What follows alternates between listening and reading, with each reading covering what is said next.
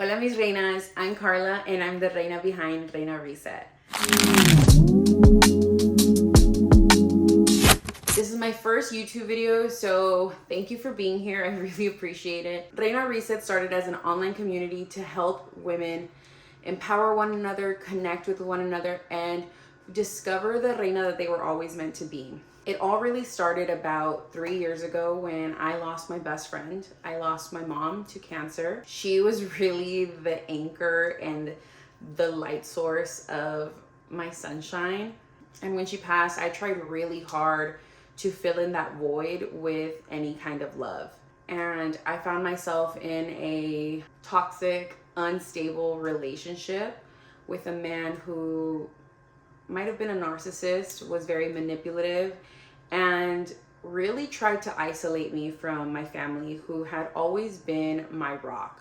I have always been family oriented, so going months without talking to my sisters or constantly arguing with my dad during one of the hardest moments in our lives, because we had just lost my mom, was really the downfall of everything. This person, this partner had become my lifeline. They were everything that I had because he had made it so. He would guilt me into choosing him over my family. He would throw a pity party for himself, which would make me want to be there for him and be this rock, because I think I was trying to fill a gap. I was trying to fill a void that I no longer had, because my mom was this strong woman who I believed was always there for everybody, who had this big giving heart.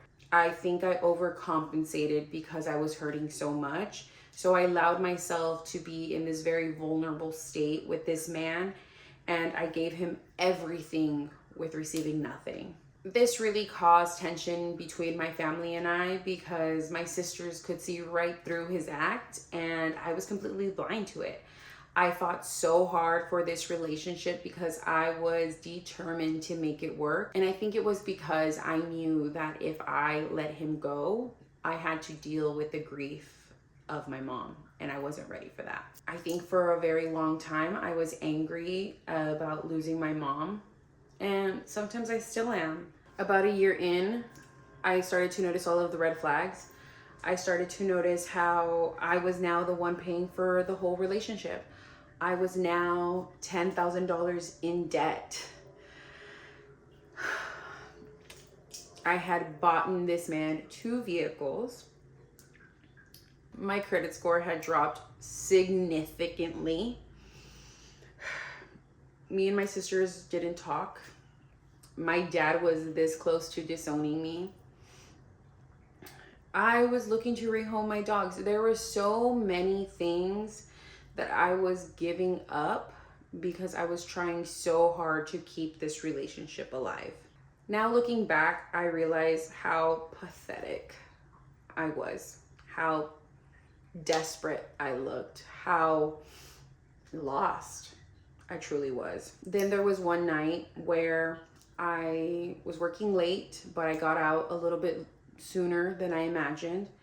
So I called him, tried to see him. He was not available. So I go pass by his house. I figured I would do a surprise visit, just kind of pop in and say, hey. He's not there, which was crazy because an hour before he had just told me he was going to go to sleep. So my mind starts racing. I start contemplating. I started thinking everything that could possibly be wrong. Something in my gut just started to tell me, this man is cheating on you. I knew it. I felt it.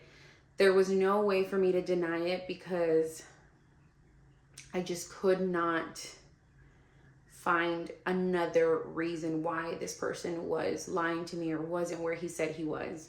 I think that was the moment where I truly opened my eyes and saw how much I had fallen from this person that I used to be. That night was the night that I decided not to be with him anymore. That was the night that I broke things off. I was truly manic at this point. I was doing things that I had never done. I was calling him at 3 a.m. I woke up at 6 a.m. to go see if he was home again. It was just craziness going on that I did not know who I was anymore. I could not I couldn't see myself anymore. It was crazy. Again, being the person that he was, he lied to me, manipulated me, and got me to believe that him not being home that night was not him cheating. He was just simply out with friends and he didn't want to tell me. I believed him for some reason. I hadn't taken him back. But I started to blame myself for the relationship not working out until I get a message on social media from a woman explaining to me that her and I have someone in common. I immediately didn't put two and two together. I was so blinded and I believed this person so much that I didn't believe her from that one message. But I entertained it because I figured this woman believes that her boyfriend or her partner is doing something and she needs to clear the air. I'm all for it. I'm here. I'm ready to help you figure out if the relationship you're in is worth it. Cool. I call her, we talk, and she explains to me that indeed it is my boyfriend at the time that we have in common.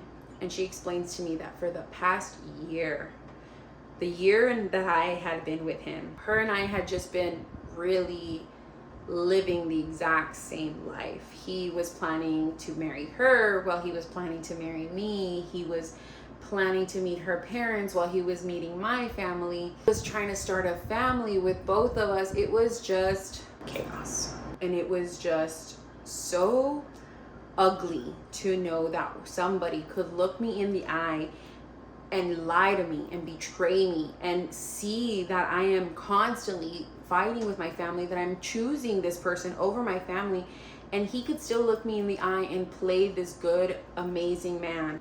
That's when I went crazy and I was just like, I'm done. I'm not going to allow someone to treat me this way because I deserve better.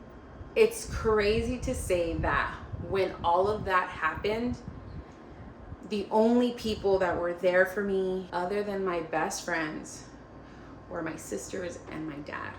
After I had given them hell, after I had just gone up and down and yelled at them and told them the ugliest things, they were the ones who stood by me, watched me cry, got me out of that hole, and helped me get back on my feet. And it was that moment that I finally had my family supporting me, that I was able to truly get away. I decided to go no contact as much as it hurt me because I still loved this person. I tried to get my life together. I worked hard. I started working on myself. I went to therapy. I did all of the work and I worked on my self-esteem. And that is how Reina Reset came about, because I needed a support system of women who were going through what I went through and I didn't have that.